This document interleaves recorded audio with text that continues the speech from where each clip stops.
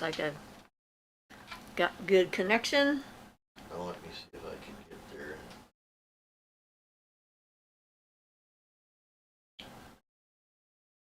I heard myself. Yep, and mute the audio. I already have a chat rate. Haven't even started yet. Like, how does that work? Is it left over from before? What's that? Chat rate says I have 2. Chat rate 2. What is that? Hi Shay, how you doing? Oh, now it went to 0, so I guess that was left over from before. Yay! Hi, Shay. Ian says, welcome to our live show.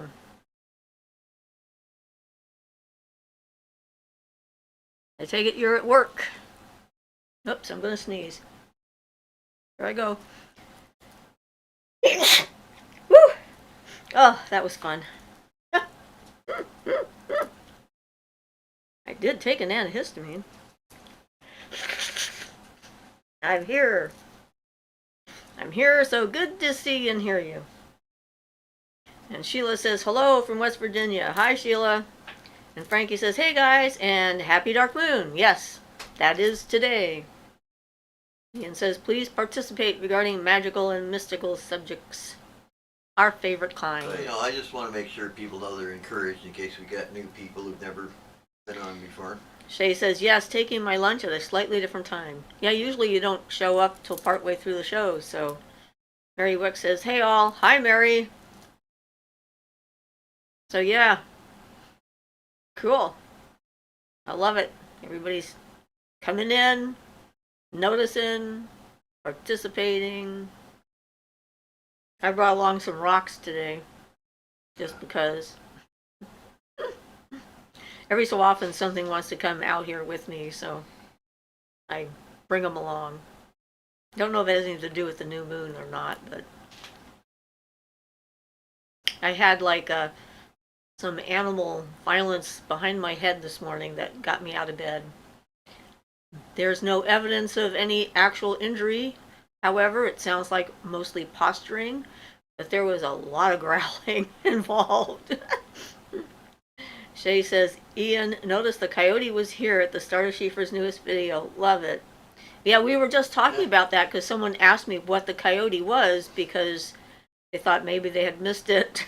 And I did not know he did that. I just wondered if anybody ever watched that opening part of the video, so now I guess I know. People do. Now I guess you know. Yep. At least some people do. So I answered the question without knowing why it was being asked. But I think I answered it correctly, so I'm good, I guess. Yep. I probably knew it was you subconsciously. Probably. Because you were the first thing I mentioned. That was your totem animal and your taken last name. But yeah. Cool. So, yeah, for when I get back to making videos, I've downloaded a few Wile E. Coyote gifs, which I think would be appropriate since it's been long enough. It's public domain now, apparently. well, that's good. Sorry. He gets his teeth this Tuesday. Unless they change something and we don't know about it yet. Charlotte says, hi there, looking forward to the stream. Perfect way to wind down on a Sunday evening here in the UK. Well, welcome, Charlotte. Nice to have you here. Ruth says, hi all. Frankie says, would you mind describing in more detail the new fae you saw and discussed in your latest video? So intriguing. Well, I mean, it was just a pretty quick look. And it was right after my son's mother-in-law passed. I don't know if that meant I was more open or something at the time because she visited me the night she passed. Because I felt her at the time she passed, but I was in my doctor's office waiting for my doctor, which is not a very good place to like have a conversation with the recently departed.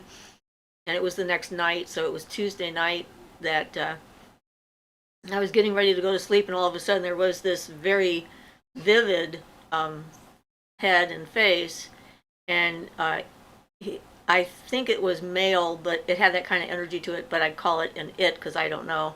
But it was bald, no hair, and its ears were up a little bit higher and sticking up like this, almost a little bit out, which I think is what gave me the dog feeling, was the placement of its ears. And it was just there, and then it was gone. I didn't have a chance to ask it any questions. And then I had that dream about the dog a few nights later that visited me in my dream time, and was like a good-sized dog, and it had sort of floppy ears. It was sort of the size of a German Shepherd, I think, about that size, and it was brown, uh, like beige brown, like light brown in color, and it was quite friendly, and it wanted some pets, and so I was like communicating with it, trying to get it, find out what it knew what to do, if it would sit or do whatever, and then figured out what kind of scratches it liked to have.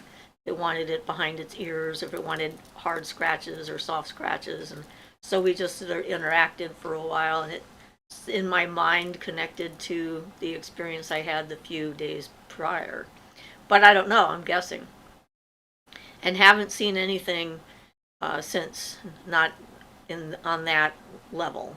So don't know if it'll come back. If maybe it was just curious and popped in to see what was going on, which sometimes they do.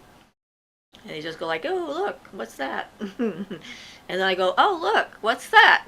And we kind of like go, "What's that?" at each other, and that's that. So I don't know. I did all kinds of research trying to find pictures of different types of fae, and I even went through my fairy tarot and found something. There was only one picture that was bald, but it really still wasn't right from what I saw. And I couldn't find anything.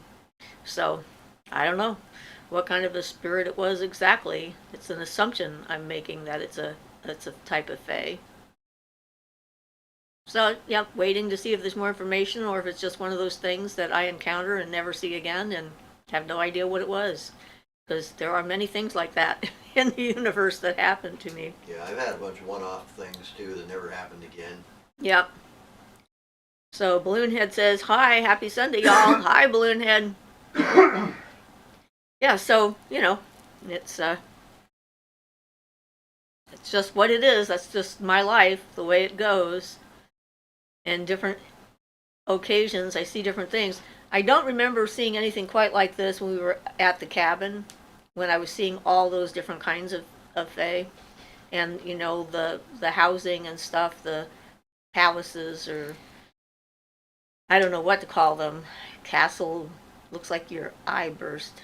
Yes, that happened yesterday. I It's right, you haven't noticed it till No, now. I haven't noticed it until now. The angle just right with the light. Yeah, blood vessel in the eye. Yike, that must have hurt. Um, but I didn't see one of those. I mean, I saw all kinds of things there: trolls and gnomes and elves, and it just like various sizes, as well as went through time and Well, saw. that's one of the things. That site really got my clairvoyance going that normally doesn't work that well. Something about that location. Well, I think it's because of Maybe the you see a lot power of stuff, spot. too, yeah. It was definitely on the power spot, so I'm sure that helped. So Frankie says, "Thank you for sharing. You're welcome for all the illumination it might cause." Sheila says, "My grandma said dream dogs are representative of friends." I think it's like anything else. Dreams are very specific to the person who's having the dream. And so if you're raised to believe that dream dogs are representative of friends, then when you dream of a dog, that's what it's going to mean for you. But dream language is just very specific to each individual. And this was a different, I have, there's different levels of dreams that I have, and certain characters that appear in dreams that let me know that they're not just a dream symbol. And this was kind of like that. I also found 2 black kittens, which I thought, "Oh, look, kittens." And I played with them for a while. But, yeah, so It was interesting anyway. Boone says, "Oh, was that the fairy you saw that you mentioned?" Yes. And, I understand that there are some fae that actually have animal heads. Somebody brought that up, and I read about that when I was doing my search. I've not seen those in particular in my travels, but I've seen a lot of different kinds of fairy folk. Because it's just like, birds. It's like, you're a bird, but what kind of a bird are you, right? Are you like a seabird or a shorebird or a songbird or, Stork. a what? Stork. A stork? Yeah. I mean, just because it's a category of a large group of different kinds of spirit beings, and I'm sure I have not met all of them. That's just, I'd be really surprised if I had. And then every culture has their own grouping, so it's interesting. It's one of the things I like about it. Darlene says hello. Hi, Hello. Darlene. Joyce says, "Oh, I missed the beginning and the description of your new fae. I'll rewatch for it later then." That was actually the last video I put up, was working with fae, and I described it in there, I'm pretty sure. Violet says, "Hi, Siofra and Ian. I hope you are well. Every day gets better over here, and I'm going to be doing extra well in spring." Awesome. I am in process of a colorful dream. I'm piecing it together like a puzzle. Cool. It's always fun to piece things together. Glad you're here. Glad everybody's here. Glad everybody's here. You betcha.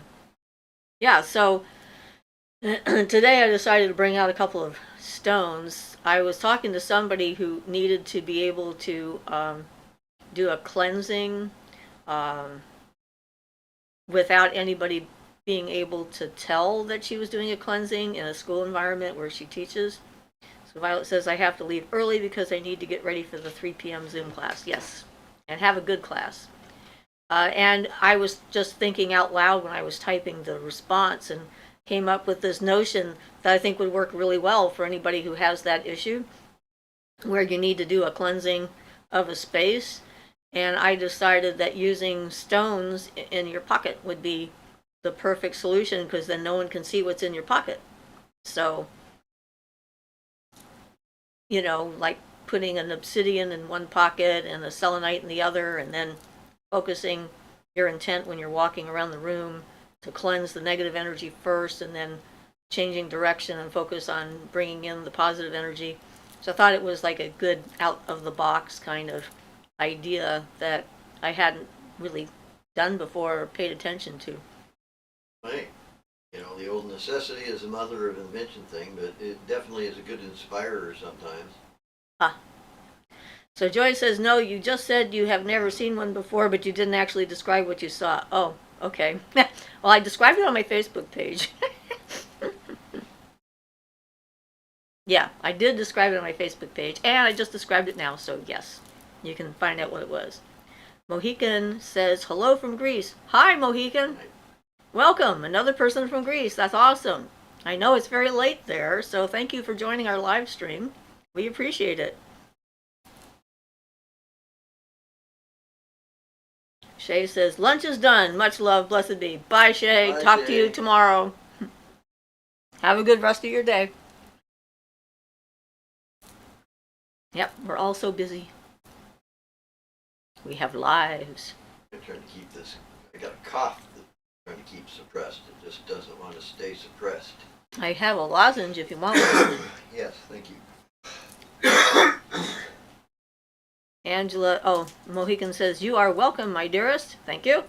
Angela says, "Blessings, all hugs." Violet, Siofra, and chat. Hi, Angela. Guess what I found? My gazing ball has been missing for years. Wow. Yay.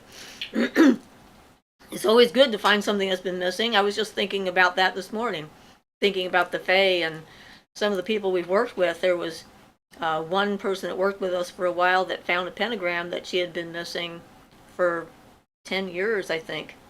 And it was under her bed on the floor, just sitting there. And she's pretty confident it hadn't been there before, so we're pretty sure the fae assisted in that.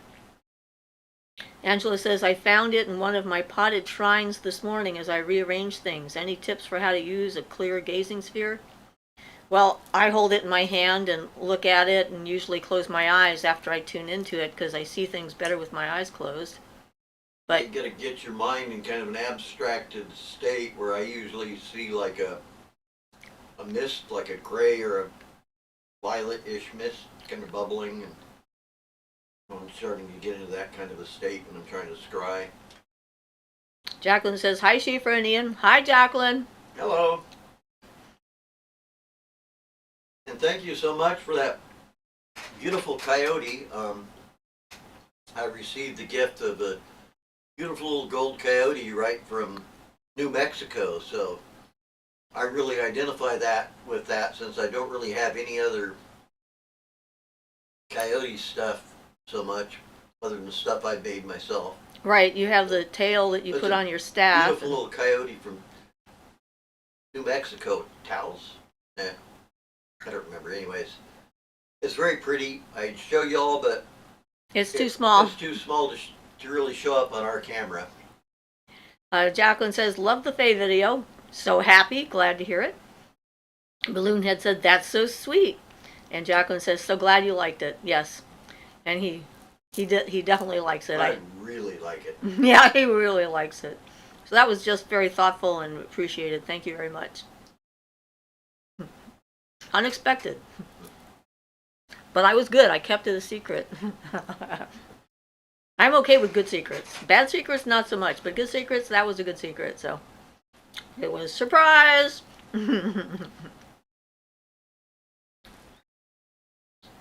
So yeah, I mean, Angela says, thank you both for the tips. I could never get it to work before it was lost. I guess I was overthinking it. Well, you're welcome. Whatever the tips were. I find it difficult to get into that space a lot of times myself. That's one thing we found where we used to go visit a power spot where there was a cabin, and for some reason it just seemed to trigger that clairvoyant type of stuff. Something about the area. For both of us. It was actually pretty amazing. I saw a lot of stuff there. It really helped open up my ability to see the Fae during the day, and some of the stuff I saw in the night sky was just incredible. And then I would describe what I was seeing. We were there one year when the full moon was coming up, and I could tell that the full moon was about to rise before I could see it. Not because of light on the horizon, but because of the trees, the energy coming out of the trees. It was like these streams of silver energy were reaching out towards the moon before it came up. And then there was this whole connection thing between the moon and the trees. And that was like I'd never seen before. It was quite remarkable. Iwi says, warmest greetings to all. I have a probably silly question. Are solid black cats more magical than cats of other colors? Curious why black cats are associated with witches. No, solid black cats are not more magical than other cats. All cats are potentially magical, but the reason they're associated with witches is because the Christians decided to kill them, and with the witches. Because considering that black was evil. Black was bad. Familiars, yeah. Yeah, and that they were one of the familiars. But any black animal was often associated with witches and murdered along with the person who was accused of witchcraft. So black dogs, black goats, it didn't matter to them, which is really sad. But because of that, there's very few true black cats left in the world. Almost all black cats have at least one white hair, which is the only thing that saved them during that time. So because of that, we sort of adopted them as like a symbol, because, you know, they suffered with the rest of us, and unfairly, like the rest of us. I mean, and so common lore got into that. And of course, people writing in movies and that kind of thing definitely added to the whole idea. And then that black cats were unlucky, and Friday the 13th was unlucky, and all that jazz. So, you know, like shelters will not let you actually adopt a black cat near Halloween. because of the tendency of people to actually adopt them in order to kill them, which is just unbelievably horrible to me. I can't even imagine what that, why people would do that. But um, but yeah, so because of all that, and to save them, a lot of witches end up getting black cats to keep them safe, and so we tend to have more black cats than the average person, I think, because people's superstition, and we know superstitions are just so based in reality, all of I them. was just considering the idea of making a video of carrying a black cat underneath a ladder on Friday the 13th. And coming out with an umbrella open and not getting hit by lightning. It's hard to do without dropping the cat. But, Well, it depends on the cuddliness of the cat. Some cats will just ride on your shoulder. You can train them to do that. So you can have a person with a cat draped on their shoulder, and but yes. So Angela says, "Oh wow, the trees wanted to draw down the moon energy too." Yeah, they're seriously connected to that. Yeah. And the moon itself was pretty spectacular, and the different colors and stuff that were around it in the other planes that I could see, that I described to Ian at the time. And then he was saying, "Yeah, that's what they say." I'm like, "That's how they describe it." I'm like, "Well, good. I'm glad I'm seeing the right thing here." So Mary says, "Wow, the trees and the moon love each other. That's beautiful. I missed the beginning of the tree and moon story." Yeah, it was just seeing the moon rise and knowing it was coming up before it was happening, because I could see the energy coming off the trees. In fact, it was when I was in first grade that I first consciously realized that I saw things other people didn't see. And I was standing at the window looking out with the other, I don't know why we were all looking out the window. It was like the whole class was looking out the window for some reason. And I saw all these silver balls of energy just flying around above the trees. And I thought maybe they were UFOs because I had heard about them. So I was pointing them out to everybody because, they were just flittering around all over the place. And everybody looked at me and said, "What are you talking about? There's nothing there." And that was the moment that I realized that I wasn't like everybody else. So then I tried to stop talking about it. It doesn't work for me though, because I continue to tell people anyway. So Joy says, "How awful, how could people be so stupid? Didn't any of them have black hair?" Well, red hair was considered evil, so black hair was okay. Yeah, a lot of redheads ended up losing their lives during that time because they considered them strange and different, from what I've heard. I didn't have red hair, so I didn't have to worry about that. Angela says, "Demons, what a piece of work that guy was," and people believed him, apparently. He not only got many animals slaughtered, but many people who loved these animals. Yes. And, being close to nature was a potential death sentence back then.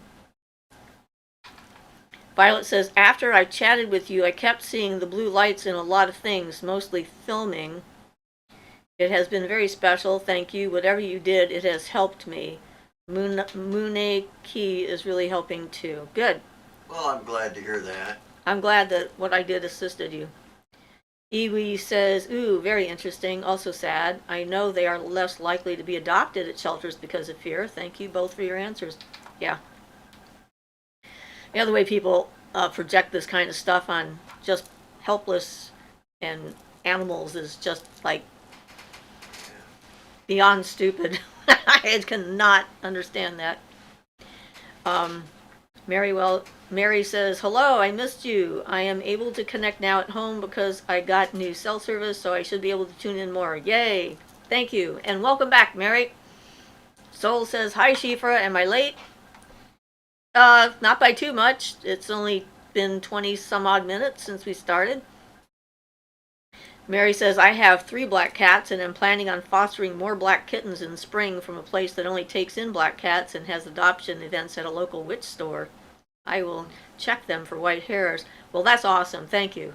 Thank you for doing that, and thank all the pagans that are out there that, take in the black cats to keep them safe, because all cats are wonderful. I've had some very special cats that weren't black, but I've had some really special black cats too. And it's just an odd thing to me that the color of something indicates its worthiness, and whether it's good or evil just seems absurd. It's just a color. Well, Angela says, witches and wizards are never late. We arrive when we're meant to be here. Yeah. He says, that's so wonderful, Mary, and it is. Soul says, I started reading The Spiral Dance and I love it. Well, good. I'm glad that you're enjoying that. It was definitely one of my important first books that I read.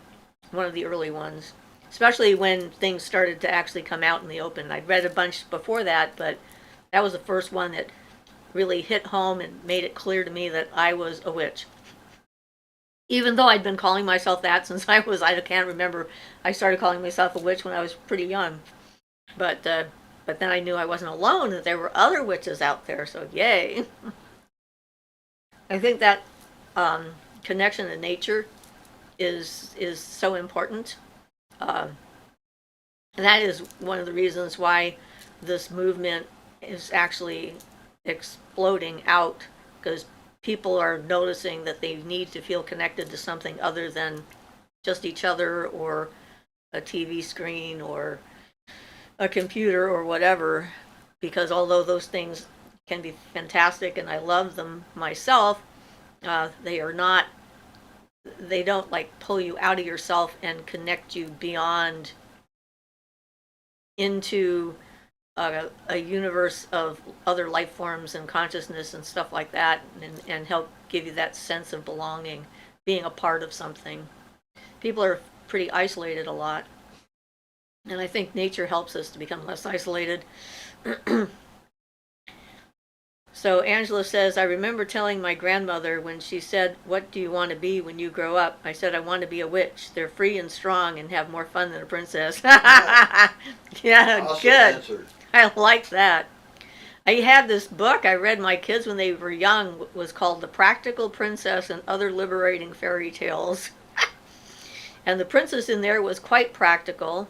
They were going to give her as a sacrifice to a local dragon, so she started going to the meetings because her father always told her to mind her own business, and she figured if they were going to sacrifice her, that definitely qualified as her business. And so she took matters into her own hands, and she said, dragons are snobs. They don't know what a princess is, so she dressed a bunch of dynamite in her fanciest glittery outfit and took it out for the dragon to take, at which point he blew up, and she was safe. Sounds entertaining. It was. My kids absolutely loved it, and there were other stories in there too, like the young prince who went looking for his princess and didn't know his right hand from his left, and my son loved that one. And yeah, there's just some very creative stories in that book. I don't think it's in print anymore. Someone bought it for me as a gift a few years back because I had talked about it so often. The Balloonhead says, Angela, that's precious. Yes, I agree. Joy says, I recently read a book about the Fae called The She. It's more in line with how you depict them and not like the scary stories some other authors give. Well, good. Because the She is like, part of that whole story, and they're definitely not the little ones at all. They're human size or larger. Angela says, I achieved it too. I'm a happy witch. Yay! Yay to being a happy witch. Awesome. Yep. And, having a happy life, that's what it's all about. So, I brought out a couple of rocks today, just because, and I have my rock book, so if anyone has any rock questions, I'm as ready as I can be. Angela says, a lot of the stories about Fae that are scary, it seems, like humans triggered it. I remember reading a story about a Fae with horns named Puka, everyone in a village. I'm assuming there's more to the story to come.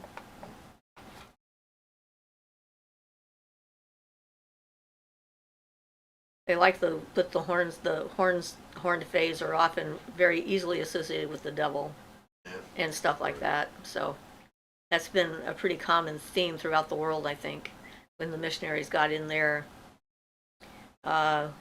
Everyone in a village teased and weren't nice to, no matter what form she was in.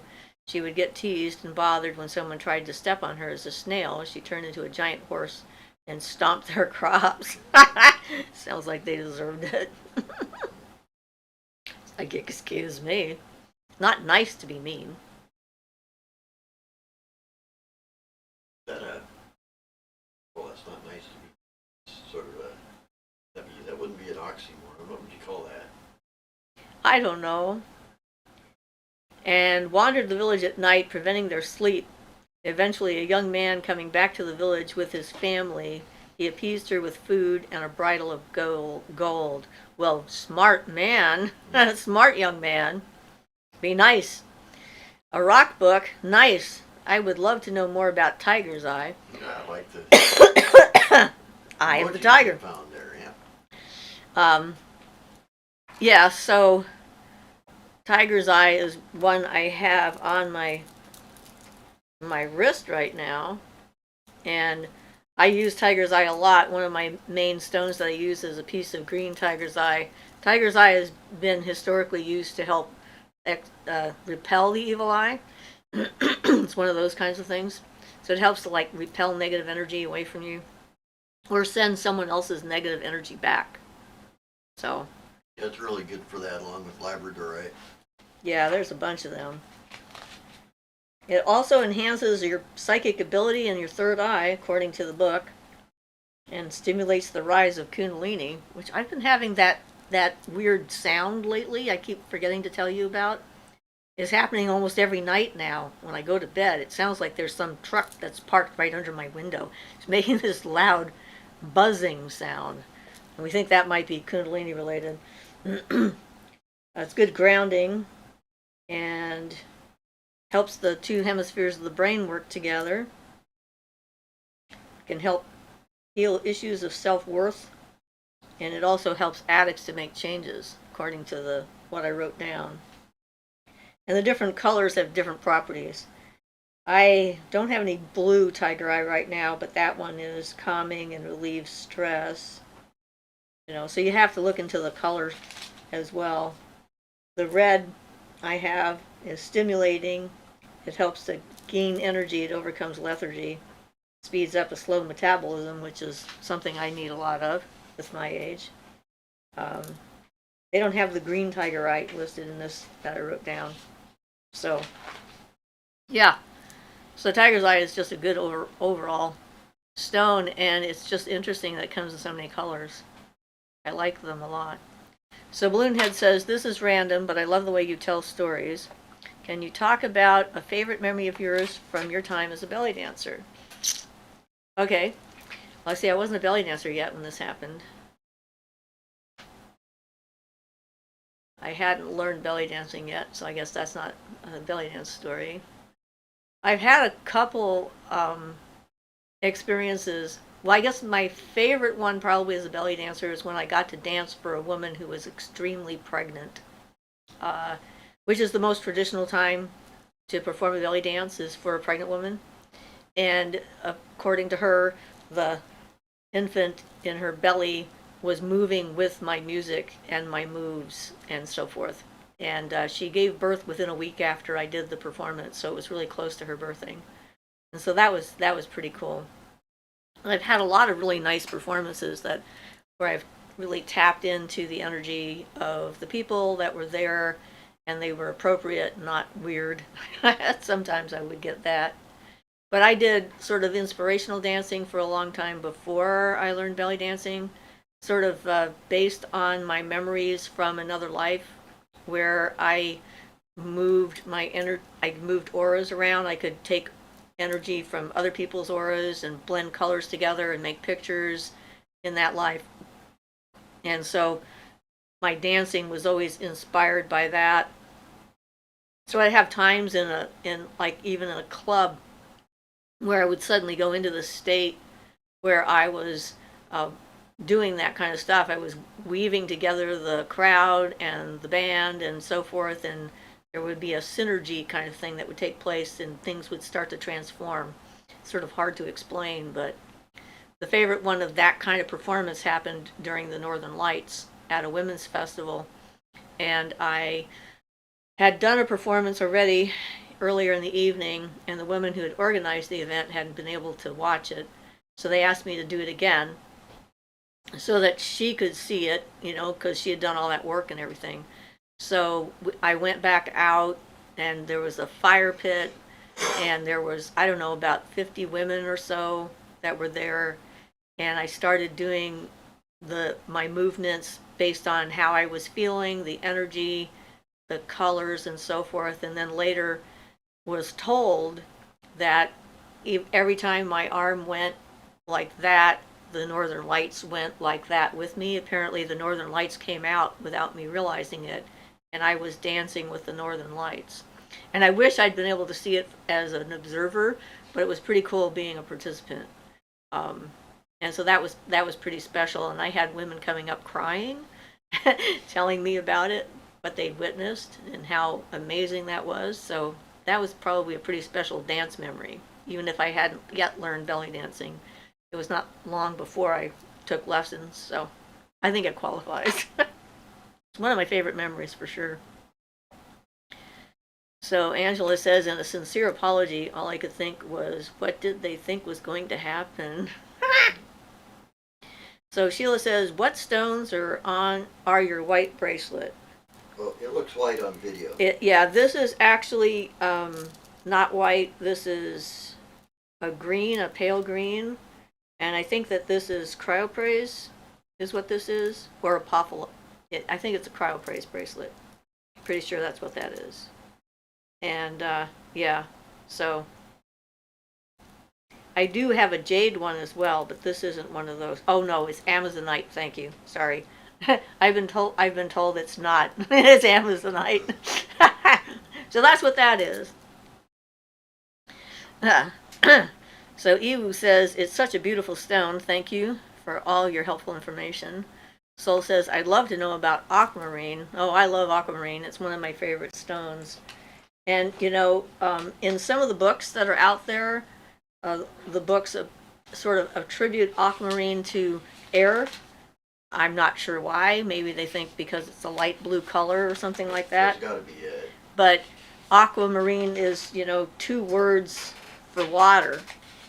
So it's clearly a water stone, and historically, sailors would carry aquamarine around in order to protect them from drowning, so that the ocean would keep them up and buoy them and so forth. It's a stone of courage, it says, and it's shielding for aura and subtle bodies. It helps to align the chakras. This is according to about 3 different stone books. I went through and collected their information to put down to see if I agreed with them or not. Helps with centeredness and self-awareness, smooths your emotions out, which makes sense with it being watery. And, water and emotions are connected together. It helps to stimulate and cleanse the throat chakra and is inspiration, spirituality, and so forth. Legend has it that it came from a mermaid's jewelry box or from the tail of a mermaid. Latin aqua maris means seawater. So, its association to the sea is pretty obvious. Yeah, so how does it get associated with air? I don't know. I guess people just didn't do their research or something, maybe. But well, I think they just make people like making lists of things, and they don't always make sure that they're accurate. It's also supposed to protect against seasickness, so there you have the sea kind of a connection again.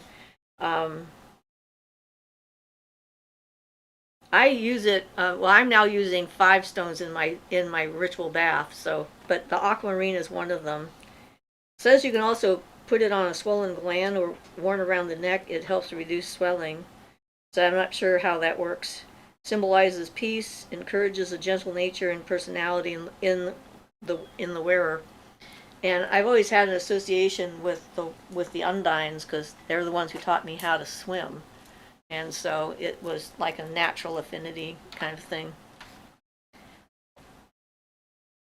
Angela says, some people still refer to horses with very wild natures as puka. I don't think being like puka is a bad thing. She wasn't going to stand for bullies. Cool. That definitely sounds like a good thing. He who says, oh, I did not know there's so many colors. I need to broaden my collection. Yeah, I might actually have a blue tiger eye somewhere. but I can't remember if I do or not.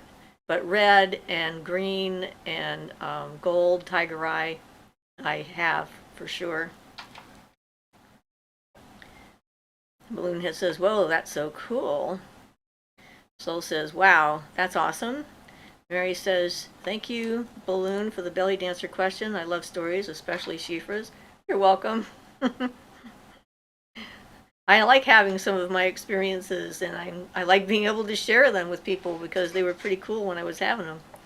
Angela says, "Wow, that's amazing. You know you're doing a good job at something when Mother Nature joins you." Yeah, one thinks, one would hope. So Balloonhead says, "I think if the memory came up then, it was most definitely worth sharing." And Jacqueline says, "Cryopraise is bright green." Yeah, apparently the Amazonite figured that out. Balloonhead says, "Oh, you're giving me ideas to make some kind of jewelry with aquamarine, labradorite, and pearl." Oh, sounds like a nice thing. Jacqueline says, "Stones will tell you what they can do." Yes, they often will. And Xana says, "I'm late." Well, hello, Xana. Welcome. And Soul says, "Wow, so cool. It's my birthstone, so I love it. Thank you. You're welcome." And I've just always, when I had that experience last week, I think it was, um, when the random stranger at the checkout line, the checkout person, asked me about my bracelets and wanted to know if my mother had taught me that about stones. And I'm like, no, I've just always been attracted to and interested in them. So that's kind of interesting because you got to see some of my process, because here I was trying to figure out what that was, and I got it wrong, and the stone said, "Hey, that's not my name." So I guess I'm getting good at picking up on that. It's fun. So yeah, anyway, Ian had to go into the house. Not sure exactly why, but he'll probably be back in a few minutes. So in case you have a question for him, you'll need to wait.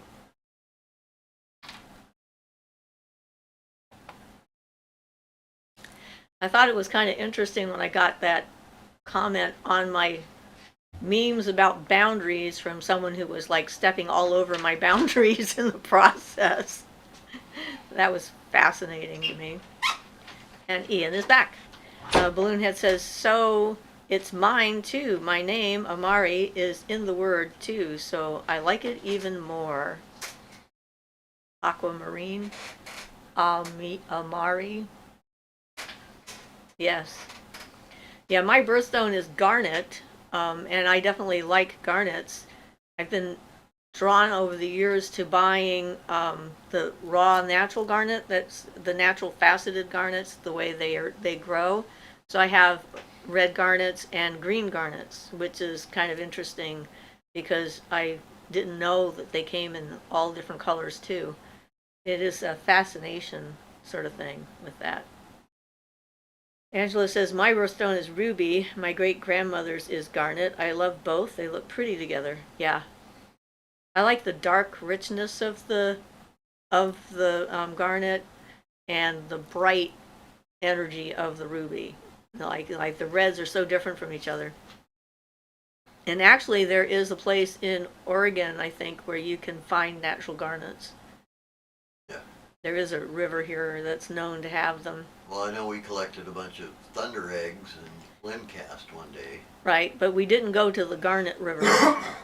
I remember reading about it, but those were in Oregon, right? the Limcast, yes, and the thunder eggs were in Oregon. Yeah. They were in central Oregon, south of Bend, around Christmas Valley kind of thing. We did like a rock hounding vacation. Kind of fun to dig them up though and actually find thunder eggs and quite a few of them. So Balloonhead says, "Oh, have you ever been woken from your sleep by a disembodied voice?" Well, yes, I have. And it also was accompanied by a large clanging bell. And it was a warning. And made me sit straight up. I was like sound asleep, and then clang, clang, clang, and then what? And then the voice, and then I'm up, and I'm telling him what's going on, and I'm like, okay, we've gotten a warning. Soul says, I have a garnet ring I got for some reason last year, but I don't remember why I was so obsessed with it. Because they're nice. I guess we should look up garnets now. Well, it could be a root chakra-ish kind of thing, but Stone of Health is the name of the... Stone of Health. Huh? Yep. That's its key phrase. Produces expansiveness and awareness and manifestation. So that would be an earthy kind of property, helping things to manifest. Yes, it would. It enhances internal fire, also called the stone of commitment, to purpose, to others, and to the self.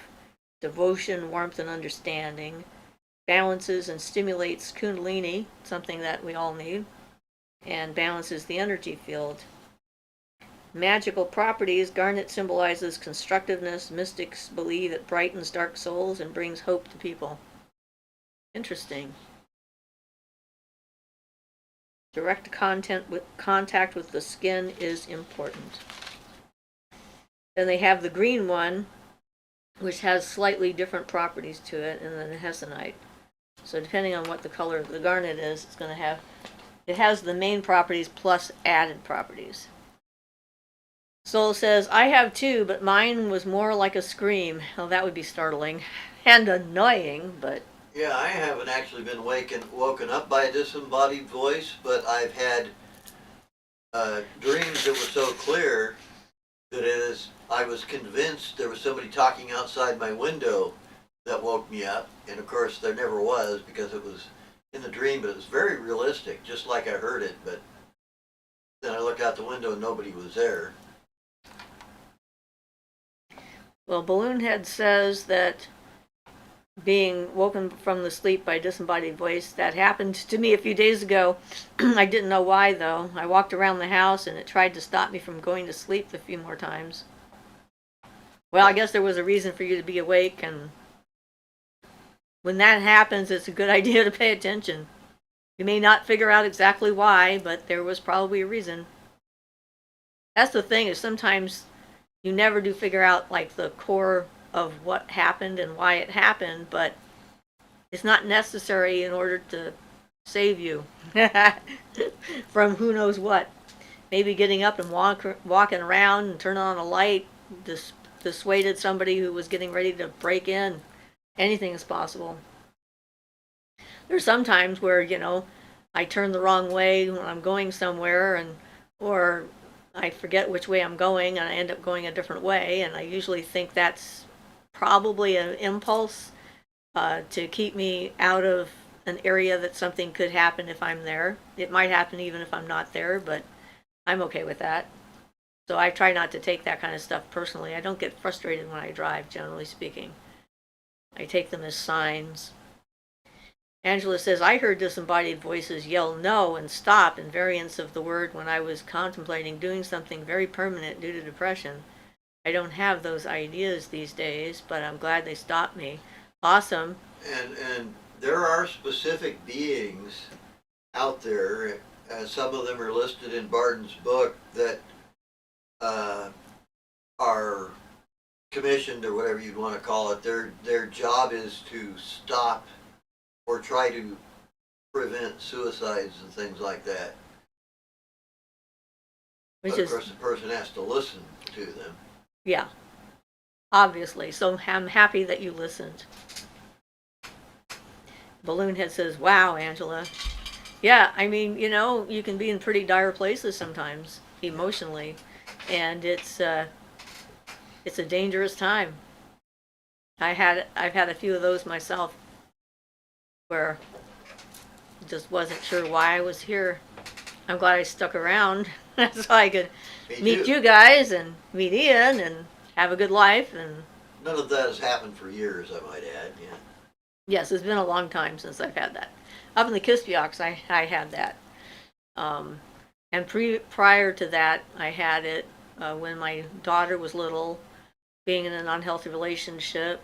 And nursing was one of the things that helped keep me here, because she needed me, even if though logically speaking she would have lived without me, and they could have used formula. The fact that I was creating food and sustenance for her helped to get me through that period. So I was glad. Yep. So anyone who's going through something like that, seek help for sure. And if you can stave it off long enough, you can usually find a good reason that you didn't need to go then. It comes for us soon enough as it is. So Boone says, I'm glad you did too. Angela says, I'm happy I listened to, honestly. I couldn't be happier to be alive. I still thank them with a candle each month. That's good. Absolutely fantastic. Jacqueline says, I blanked out while driving to work and came to 5 miles out of the way. I'm pretty sure that was an intervention. Yeah, that sounds like it. So Sol Losada says, we are too glad that you are here.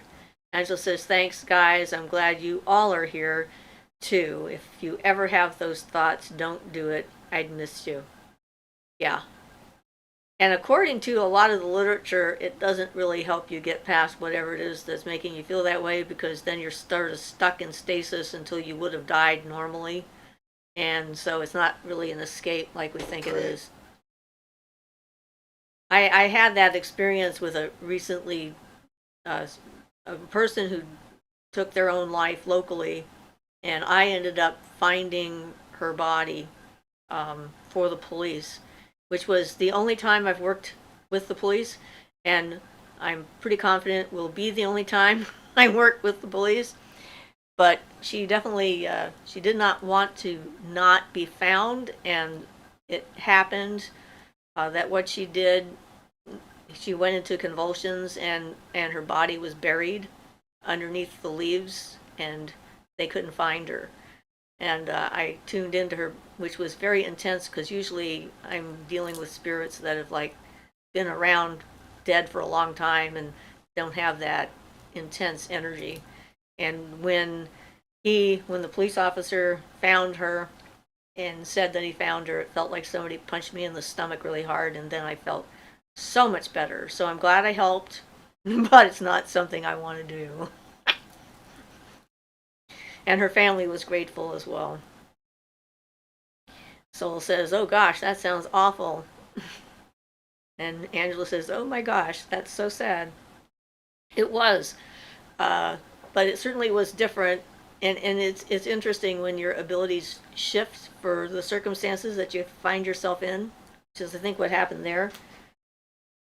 It was one of those things the universe sent it my way. A client says, hey, did you hear about the woman who disappeared? They found her car down at the beach and no one knows where she is. They were out there searching for her with dogs and 100 people, and maybe you should go check it out. And I'm like, oh great, thanks.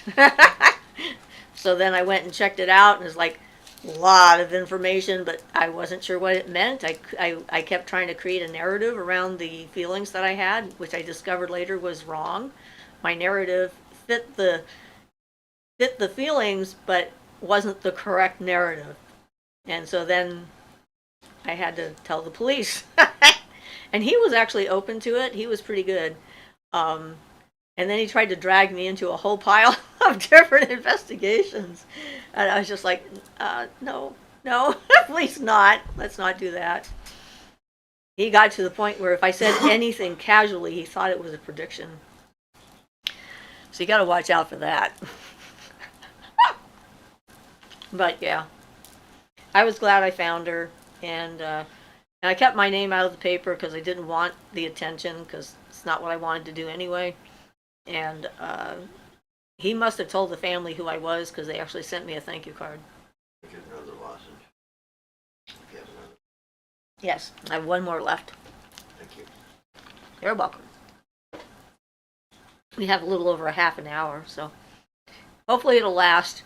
Apparently I should have brought more in. But I did get some. Wow, this one's so light. Sticky? Yeah, they do sometimes get sticky. Maybe that one was already out here. I think the ones that stay out here tend to get sticky because of the cold weather, maybe. Because when we're not out here and the heat's not on. But yeah. Angela says, I manifest Siofra and Ian more chocolate. Ooh, I like that. Yeah. More chocolate. Now we're gonna have to go buy some I've chocolate. been wanting some fudge lately. Oh, I have to watch it because I'm lactose intolerant, though. well, we could make fudge with some other kind of milk, like maybe oat milk or something. I'm sure it would work great. We could try that. There is like non-dairy chocolate milk though. So, and non-dairy chocolate. Actually, there's a fair amount of chocolate that doesn't have to have dairy in it because we like the dark chocolate anyway. Instead of the milk chocolate, which has got, milk. So maybe we can make a successful fudge. Last time I tried it failed badly. Still tastes good. Angela says, yes, you could use that to make fudge. So the oat milk. The extra creamy oat milk. Moonfire Dawn says, when the divorce was happening, I was about to swallow a bottle of pills, and an invisible hand swatted them out of my hand. Something stopped me from dying many times. I know who to thank now. Good. And that's the thing, is like, it could have happened to someone else and they might not have listened. So we're all happy that you heard that and you took that to heart. Everybody who's had that happen. Because sometimes there's not much they can do. So that's pretty amazing that they knocked a bottle of pills out of your hand. Yay. Yeah. Angela says, thank you to them for stopping you. I'm glad you're here, Moonfire. Oh, Xana Pickett says, do you have a book to recommend on sings and what they mean? Oh, signs? Like the obvious ones, black cat, crossing the road, or if a raven sits. No, not really, because a lot of those aren't true. And I did a video on symbols, signs, and explained some of the ones that, they work for some people but not for others. So you might watch that and see if that helps and gives you some ideas. But a lot of those things, if you find a book like dream interpretation books, are not really useful. Yeah, the symbols are just so individual. Yeah. I was realizing that I've had crows around me for a lot longer than I even knew, because I suddenly yesterday or the day before remembered an incident where I was standing outside of my house in Saskatchewan. So this was like when I was still with my second husband, a long time ago. And I was just standing on the sidewalk and a couple of crows landed in the tree, and then a couple more crows landed in the tree, and then about 20 crows landed in the tree, and this individual was coming to give me a ride. And when he arrived, this tree was covered with crows. And he says, how do you do that? And I says, I don't know what you're talking about. I didn't do anything. I just stood here on the sidewalk. But I was just thinking about that with the crows here. And yesterday they were making different sounds. I've never heard them make before. So they were like very interesting noises that they were making yesterday. And they're getting more comfortable and letting me walk by them when they're on the fence on my way to the vehicle without flying off immediately. So I'm pretty jazzed about that. They're pretty cool. So Iwu says, I have MS. My pain has been extra terrible the past few months. I needed to hear this open discussion about taking your own life. Things will hopefully get better. I'm sorry. Pain is not any fun. I can't take anything for pain because my body won't tolerate it. So I hope I don't ever get to that point. So I'm not sure how I would feel. But I know it's hard to keep a positive attitude sometimes when you're in chronic pain. And if you can find anything to distract you or something small or whatever to do, to, even if it's just a temporary relief, that can make a big difference. Yeah. I was at that point once in my life also, which I don't particularly want to talk about, but yeah. I know what that's like. Angela says, hugs and healing sent your way, Iwi. It may not be tomorrow, it may not be today, but everything will be okay. So many hugs and positive energy. And please don't do it. We'd miss you. Yes, we all agree, don't do it. Xana says, yes, I know, but just interested in them. Thanks. Yeah, I mean, I have that video you can watch and see if any of that fits. As far as signs go. If I could add anything to that, it would be to try to see if you can figure out what the signs mean to you specifically, And if you think about maybe doing a dream journal or something like that to get an idea of what signs mean what to you. Yeah. And because that's the way, if the universe is trying to tell you something, it will tell you it in a way that you can possibly understand. At least that will be the, Something the beyond attempt. So the normal. It'll be, yeah. Like with the crows. It's usually something specific to you that makes it stand out or something. And it might, when you figure out what that is and you get a sign of something, it might not be that way for anybody else. Right. I had the crows warn me once that people were talking about me behind my back. And, I mean, usually the crows are like, they're around, they're watching my yard, waiting for peanuts and so forth. But, they have their routine. And this one day, all of a sudden, I heard them, and they were really loud, and I went outside to look, and they had surrounded my house. And they were cawing at my house. So I knew that it was for me, and that was the message I got, and it turned out to be true. We had a whole bunch of people, actually, that were undermining us, unfortunately. So it says, Iwi, I'm sorry you have that. I have intense pain too, and I'm glad we're having this discussion too. Yeah. Angela says, they can tell who they like and who they don't. They can even pick up human words, but don't mimic, so they have their own special voices when they talk. Yes. And one of them learned how to crow like me. And when they did that, I'm like, what the heck was that sound? Like, that didn't sound like a crow. And then I realized it was me, who does not have a crow voice. Angela says, you're welcome, Iwi, much love. Iwi says, soul, thank you. Y'all are great. I appreciate the love. Y'all are great. I just appreciate personally a nice conversation like this that has love in it and nice feelings, and not the everything's competition, top one another type of thing. So I really appreciate you guys as a group we can interact with. So thank you all. Balloonhead says, or Angela says, glad you and Siofra are here too, Ian. Balloonhead says, y'all are beautiful, wonderful people and bring a lot of light into the world, even if yours feels dark. They probably call it their human accent. Yeah, that's probably right. Well, this past life that I had, one of the things I remembered was that without understanding what that meant, I decided to bring light to a world that was dark and empty. Who knew this was it? And I really, from that perspective, way back then, had no comprehension of what that would entail. Someone said that was hubris, but it wasn't. It was naivety and empathy and stuff. So I try. But it's kind of nice. Apparently, according to the psychic healer I saw twice a year apart, she remembered me because of what she called the bright spirits I bring with me wherever I go. She remembered the spirits. So that was kind of neat confirmation, even if I wasn't always feeling it myself at that time. Soul said, thank you, Ian. Same. About appreciating the love and us having a conversation where we can just talk about whatever happens to be on everybody's mind.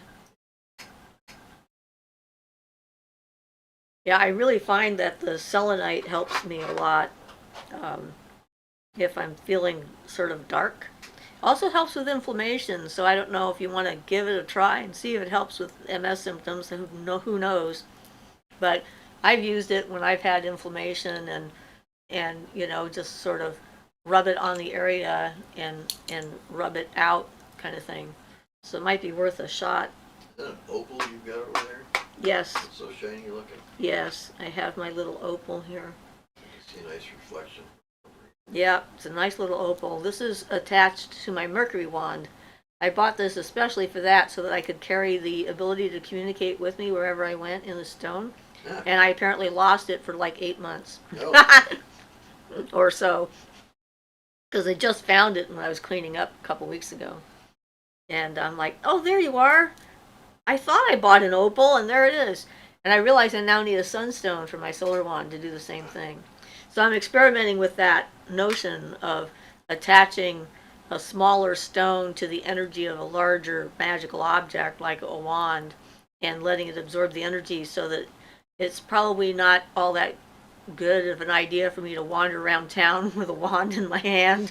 It makes me stand out, and I already stand out apparently a lot, so I don't need to do that more. You have one in each hand. That's right. But if I need it, then I can, like, I can put it in my pocket and carry it with me, and have a connection to the energy of the object I've charged. I haven't quite done it yet, but I wanted to make a little pocket wand. I've got the piece of wood cut. I just haven't charged it up yet. Ah. In the prisons, they get a pencil for a wand. Pencil without a point. Just a plain old pencil. Like, this is an end piece off my other wand that I cut like from the almond. Did that whole thing cut with one swipe and that kind of stuff. Yeah, bit old. So Balloonhead says, "Ha! I'll be super uncomfortable in a crowded place and have someone say I make them feel safe. It's interesting to see how people interpret our energies." Yeah. And, ooh, that's cool. Yeah, I first tried that out with my Mars wand, and I had an extra piece of ruby matrix, the flat red stuff that I used in it. And I gave it to my daughter to put in her pocket when she had to testify against her partner for getting a restraining order, to give her strength and courage to do it, and it helped. She wasn't going to let me have it back. She was like, all right, fine. And she gave it back to me very reluctantly, but it was pretty clear that it worked. And I'm like, I have got confirmation of the idea. So it's always something. So Balloonhead says, ooh, that's cool. I will definitely, and Iwi says, I will definitely try selenite for inflammation. Yeah, it helps to brighten up your energy in any event, and maybe getting things moving can help. It's not like it's a cure-all for anything, of course, obviously. Angela says, I feel that way about crowds. I'm social, but don't shove me in a crowded room at a moment's notice. People who are also not wanting to be in the middle of the crowd come chat with me. Then midway, say, I don't know why we started talking, but I'm glad we did. Yeah. That's one of the reasons for the bracelets now. I try to remember when I go to the grocery store and the department store and everything else. It helps me to get a little bit of energetic distance from random strangers who want to come up and chat. But I've also been working on taking down my invisibility shield. I started working on that about, 8 years ago, I think. Started taking it off because I put one up spontaneously one day when everyone was looking at me on the street corner. All the cars, all the people in the cars, all the people on the sidewalk, all the people in the restaurants. Everyone was looking at me and I didn't like it. So I did something. I don't know what. I just went poof and made myself invisible, and they all turned away at the same time. So it's a lot harder to take that down than it was to put it up. But I'm learning. Getting better boundaries, that kind of thing. I'm still too socially awkward, challenged. I don't care for social situations. I prefer to talk one-on-one with somebody, that type of thing. Oh yeah, and she added, don't know why we started talking, but I'm glad we did. And then I say, me too, cause it's ended up being a great conversation. It can be a surprising thing. Mary says, I got a wand that I felt attracted to, and it's on my altar, but I haven't known how to really use it yet. Well, it'll come. You can use it to try and draw a circle or call in an element or something and see how you feel about it. I've been amazed at how versatile the wand can be as a tool. Well, and in general, it can just be a willpower wand if you want, which is the easiest, so that it just, the willpower, you put as much willpower as you can into it, and then use it to assist anything you're doing, and it's pretty generic in that sense. You can really use it for everything you do to help. So Mary says, I love selenite. I hope it helps. Soul laughed. Iwi says, does anyone have a good recommendation for where to buy ethnically sourced stones? No, that's a conundrum, especially since it has become such a huge money-making operation. Well, and like you don't want to run into something like you did with those Tibetan crystals. Yeah, so I generally go to rock shows because most of the time, at least some of them are homegrown stones here, and the people actually go out and collect them themselves, and then I can handle them and decide whether or not they're right for me. And then I get to look at a lot of different kinds of stones and see what new stone people might be out there. And then I can cautiously touch a rock and make sure I'm not going to see some horrific thing like I did with the Tibetan crystals. But yeah, I mean, anything that becomes mass produced, ethics becomes an issue. And when you're working with stones for real, because you're a witch and a pagan, and this is a source of energy and specific and so forth, it's really important that you feel comfortable with the stones that you buy. So, I mean, I have bought some stones online. I bought an amethyst, 2 amethyst spheres one year for our winter solstice present. And I bought them straight from India instead of China because I felt there was a higher likelihood that the one from India would not be bad. But it's a risk. Yeah. That's all there is to it. It is just a risk. So Angela says, being a social being is strange. I like people, but I don't like to be too peoply around me. People be peoply, and peoply people need sage. Yeah. And I like, it's like, I like people, I like meeting people, and then I like to stay away from them for a while and just sit and be by myself and not be peopled at all. I totally get that. And that's balance. It's important to have balance. If you're always like out there and so forth, then you don't know how you feel about things, and there's no opportunity to process what just happened, and you can't necessarily notice your red flags because the person who's giving them to you is like, in your face constantly, being pushy, and yeah, so it's important to be able to step back. Absolutely. Pushy. Yep. Balloonhead says that's one of the things I learned from Venus, learning how to build boundaries, not walls. Well, that's good. Medusa Fire says, so I'm feeling pretty upset about the poisoning that has recently happened in Ohio. Any suggestions on things to do to send healing back to the earth and those affected? Oh, you're talking about the toxic spill. Yeah, that is pretty disturbing for sure. The liquid vinyl chloride or something like that. Is that what it was then? It was like 50 entire cars full of this stuff. Yeah, I just heard it was toxic. It is extremely toxic, and the people aren't sure if they can believe the authorities that says that everything is safe, especially since they're having symptoms and so forth. And we know how upfront some authorities can be, as they're over, historically speaking, has happened any number of times, like Love Canal and so forth. Panic. I know. Don't want to be responsible. And so, it's like grounding energy, I guess. The earth will be able to eventually, hopefully, absorb and disperse that. But that's not always the case, because there are some toxic spills that are there forever, at least as far as our lifetimes are concerned. And so I don't know. Yeah, I don't know. I can't particularly think of anything magically we could do to help. There's probably something there, but nothing's coming to mind. Well, give it some thought, though, because it would be a good thing to try and assist with that thing that's happening there. But like I said, there are instances of things like that taking place, and it can be years before people understand the impact of how severe it was. Generally speaking, transporting hazardous materials by rail is the safest way to transport them, because If you have them in trucks on the highway, there's a much greater chance that they're going to get in an accident, which happens too. But having them all together in the same train and so many of them all at once, I can't even imagine. They just had another spill too somewhere else, which was, I think, sulfuric acid. Yeah. Was another.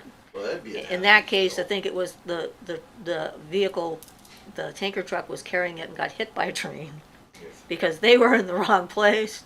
You have to watch out for fumes in that case. Yeah, I I don't know mean, about the other spill, but the sulfuric acid, you'd have well, to the watch other out for spill fumes definitely and things, toxic. yeah. They wanted people to evacuate and everything else.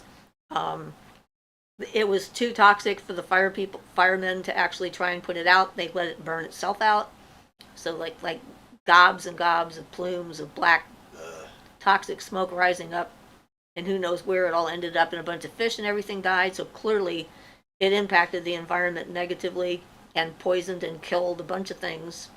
People's pets have died. So it's like, it's definitely a bad situation. But send them some energy as well as you can. Angela says, I tend to find one or two shops and one or two trusted sellers I go where the good vibes are. Yeah, that's for the stones. Soul says, I used to become invisible while walking around with friends, I think, like shifting my energies, and they would always be confused as to where I went. Me, I'm really good at getting myself lost and going the wrong way. If we are, leaving a place and going out the door, 9 times out of 10, I'll go the wrong direction to get back to wherever it is we're supposed to be going. It's pretty funny. I think I blame the fact that I was raised on the East Coast and I'm now on the West Coast. So in my brain, the ocean is supposed to be to the east because I was raised there, and it's not. And so everything gets messed up. Mary says, thanks for the wand info. Maybe I'll try it for new moon intentions. Do you have a video on wand use? I have a bunch of different videos, and I did one on how to use a magic wand. I did one on making a magic wand, and I was surprised when I discovered I hadn't made one on using a magic wand, so I did make one of those. Mohican says, I would like to ask a question because I think it will help me. So the question is, what can happen when you have many owls around you? Is it a sign that means something in more general meaning? Owls in some cultures are considered an omen of death, and in other cultures they're an omen of wisdom. It probably just means that you live in a place that has a lot of owls because they live here. And I doubt that it would be something specific unless an owl comes right at you in the middle of the day when they tend not to fly and lands on your lawn or your tree and looks at you meaningfully and says something.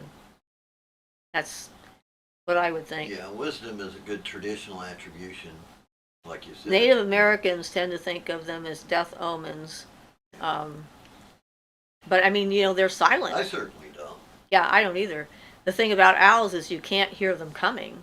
They're incredibly silent. One could be flying right over your head and you won't even know it's there unless it lands in front of you. Their ability to be silent is quite remarkable. And initially, the owl was adopted by Athena after the raven.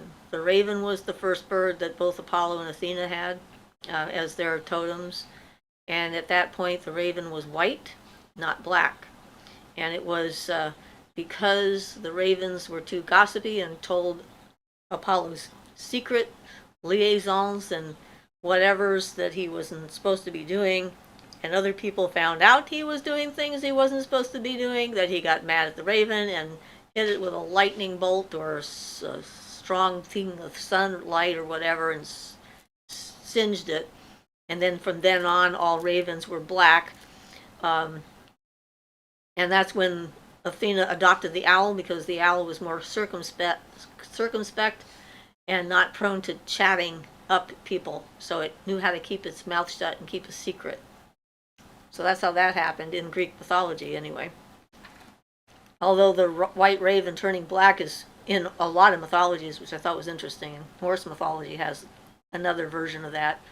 And the 2 ravens that Odin sent out were white until he asked them to go through the subconscious of humanity in their sleep and their dreams to understand them better, and that's when they turned black. I did not know that. Yeah. So Soul says, Iwi, just avoid Amazon. If you can, there's so many fakes.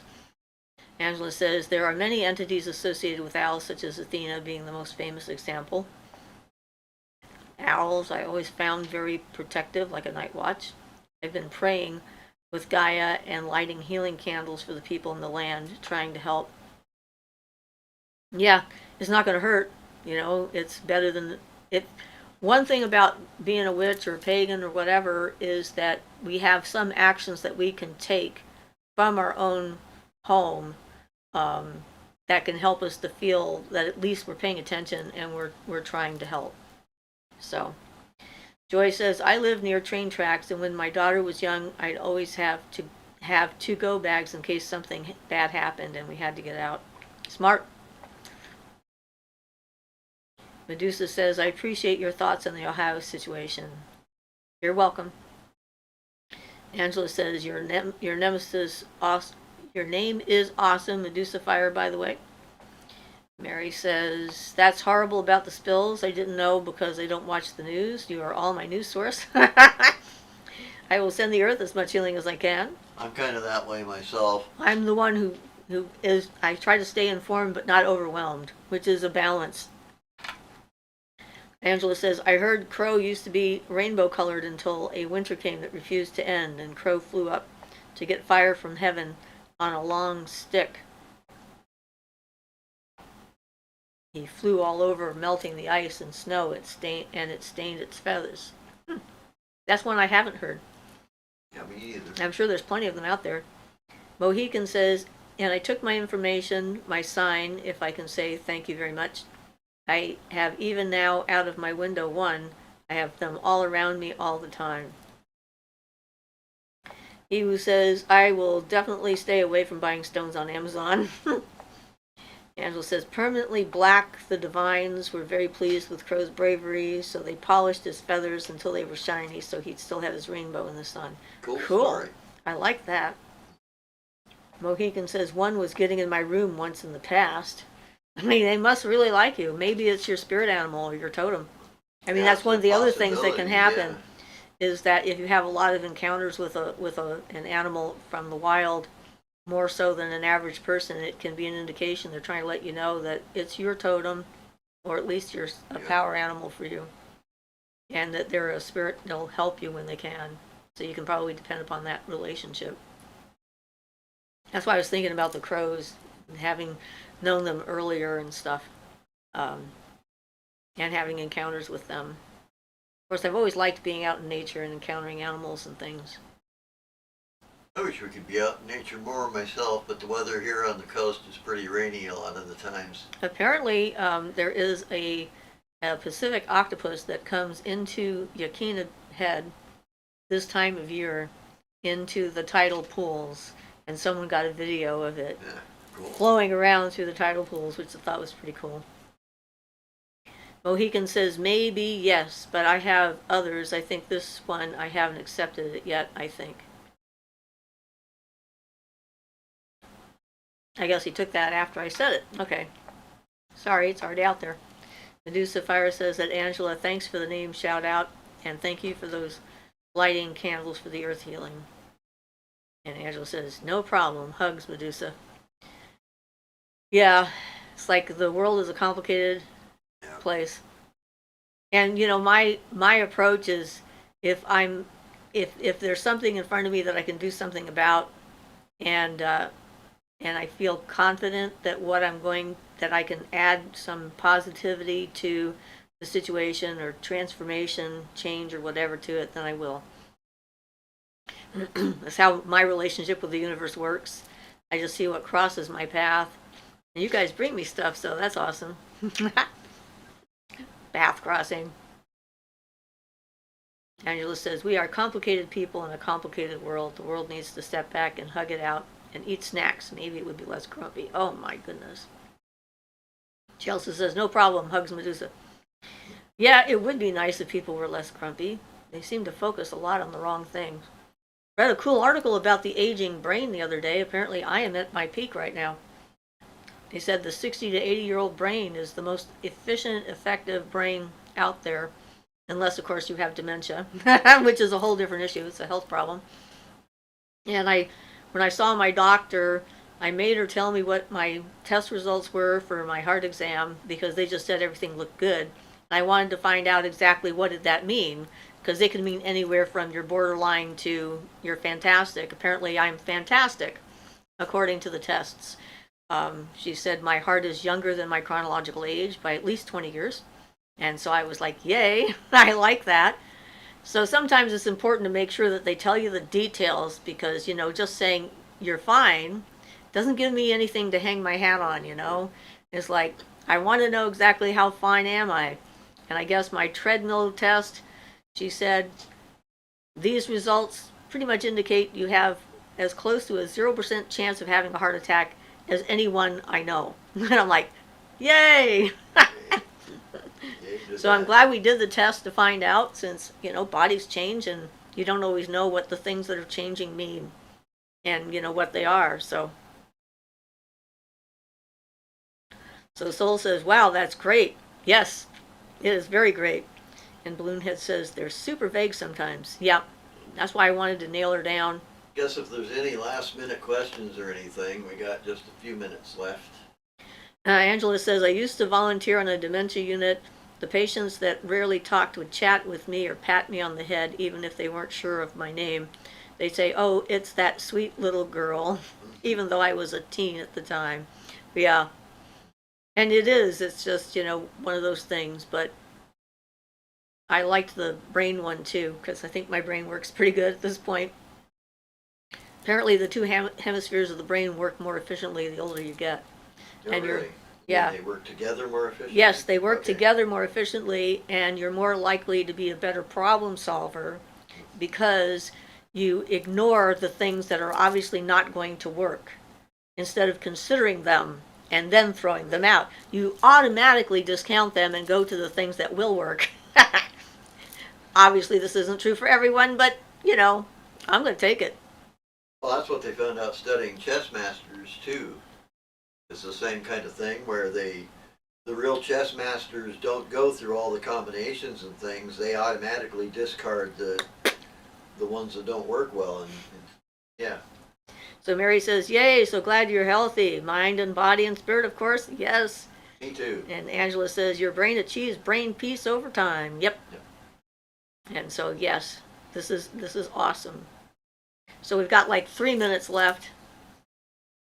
Balloonhead says, not a question, but if you're all are looking for a game that uses your imagination, this is funny. Zork. An old game called Zork is available online for free. I've been playing it recently and thought you all might enjoy it. We have played that game and loved it. I have played every Zork since they first came out in the old text back on the Commodore 64. And I was just talking about Zork on Monday when Shay and I were having our weekly chat. Absolutely love all the Zork stuff, except for one. Yeah, the one that got which was too kind of icky with all the blood and all zombie chemical things. and rotten, yeah. But the rest of them were all great. Angela says, I have never played Zork. I gotta try it. And Bloomhead laughs. Yes, synchronicity, here we go. We always get at least one synchronistic thing in an episode, I think. Yeah. At least. So yeah. Yeah, it's been a while since we played that one. Yeah, the basic Zork, it starts out, the basic versions are basically text games entirely till you get up to more Which modern way will you times. walk? You turn left, you're dead. You know. Okay, I guess I can't turn left. You have to have your flashlight with you or you get eaten by a grue. And Soul thought that was funny too. Everybody laughed. Angela says, I make altars in my Skyrim game, so while I play, I can work with my deities. That sounds like fun. And I play video games, which is something that not everyone knows about me. It's like, hey, there's no reason why you can't do everything, right? That makes you happy. I can have some downtime. Don't have to always be all spiritual and magical and stuff. Haven't done the Skyrim things myself, but I really like the predecessors to that. The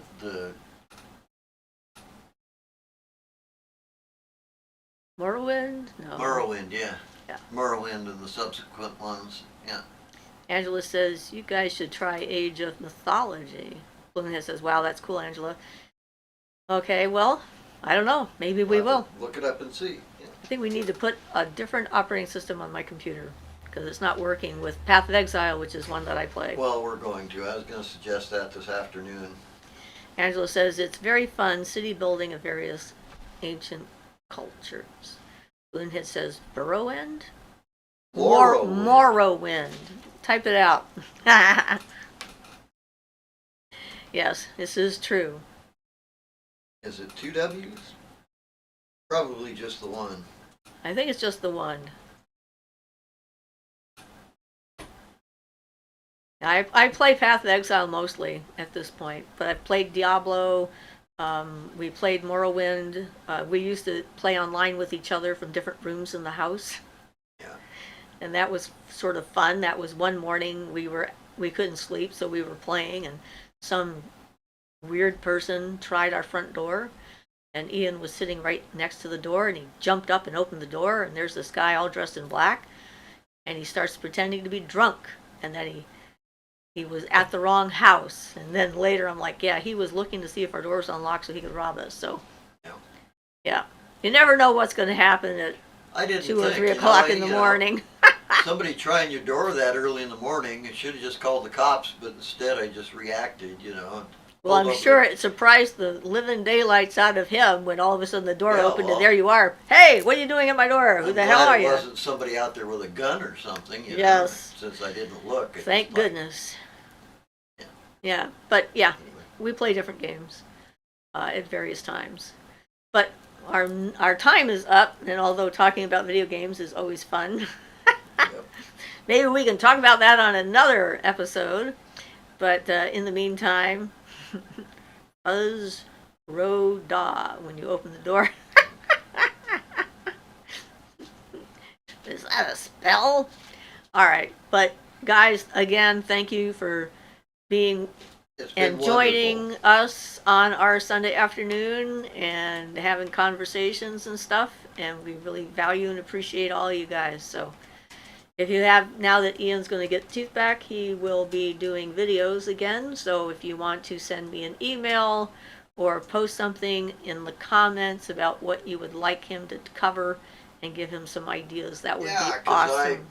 There are so many things that I don't know what to start with. I want to get something that's hopefully topical that people are interested in now. Apparently that is a dragon shout in Skyrim that makes enemies fly backwards. All right, guys.